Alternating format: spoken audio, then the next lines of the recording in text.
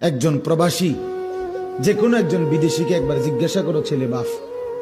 ছেলেরা জিজ্ঞাসা করো একজন প্রবাসীকে যে টাকাটা জমাইতে কি পরিমাণ কষ্ট, কলজাটা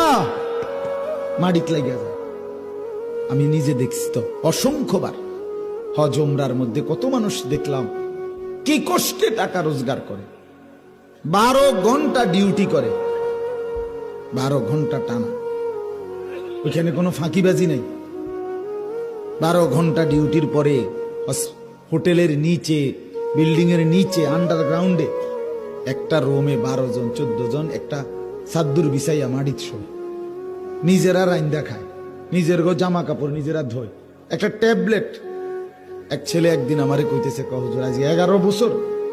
বিদেশ করে একটা ট্যাবলেট জীবনে কেউ কোনোদিন নাই, কত খুল্লা দিব, সব নিজেরটা নিজে করতে হয় হুজুর।